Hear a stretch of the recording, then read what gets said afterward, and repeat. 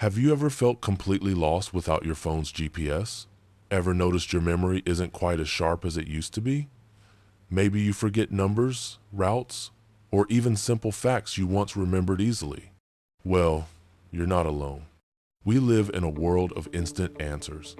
Maps tell us where to go, search engines tell us what to think, and our devices remember everything we don't. It's convenient, but what if all this convenience comes with a hidden cost? What if relying too much on technology is actually changing our brains?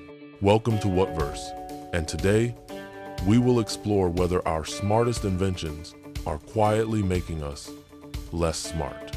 In 2017, neuroscientists at University College London conducted a study to understand how the brain behaves while navigating with and without GPS. What they found was shocking. When people navigated on their own, their hippocampus, the region responsible for memory, spatial awareness, and learning, lit up with activity. It was planning, predicting, visualizing streets ahead, constantly solving a tiny puzzle of movement and direction. But when participants followed GPS instructions, the hippocampus showed almost no measurable activity at all. And here's why that's a problem. The hippocampus is like a muscle. When you use it, it grows stronger. When you don't, it weakens. A silent hippocampus isn't resting. It's missing a workout. And the stakes are high. These aren't skills we developed yesterday. Our brains spent decades, even generations, building powerful spatial and memory systems to help us navigate life. But the moment we stop using them, those hard-earned abilities begin to fade. Neural pathways that took years to strengthen can start deteriorating in months. Think about it. Before smartphones, you might have memorized dozens of phone numbers, directions, and facts. Now, all you need is a couple of taps. Our brains adapt quickly to this convenience, sometimes at the expense of deep memory retention and problem-solving skills. And as AI becomes even more integrated into everyday life, our dependence only grows. In a couple of decades, we may forget to think logically. We may forget how to drive. We may forget how to do simple math in our heads. In reality, this shift is much closer than we think. Copilot is capable of generating complete code functions.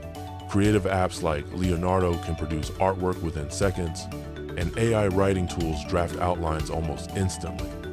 Even full websites can be created from just one prompt. So yes, technology is steadily shaping us to rely more and more on it. But that brings us to the real question. What can we do about it? The problem isn't laziness. It's passive dependence, handing tasks away without thinking, without intention. But it doesn't have to be that way. There's another path. Small, deliberate habits can protect the abilities that matter most. Write by hand for 10 minutes a day. Navigate a short route without GPS once a week. Try mental math before opening the calculator. Build something from scratch, even something tiny. And use AI as a partner, not a replacement. Draft on your own first, then let the tool refine, solve a problem manually, then compare. These aren't chores, they're workouts for your mind. And thanks to neuroplasticity, the brain's incredible ability to adapt, every bit of effort strengthens it. Practice builds connections. Effort builds resilience. If we use technology intentionally, it amplifies us. If we hand everything over carelessly, it will erode the very faculties that made us capable in the first place. We built tools to free our minds. That freedom can make us wiser, or it can make us weaker. The choice isn't made by machines, it's made by us. You're watching the Whatverse. Subscribe, because next time we'll explore another truth the world almost forgot.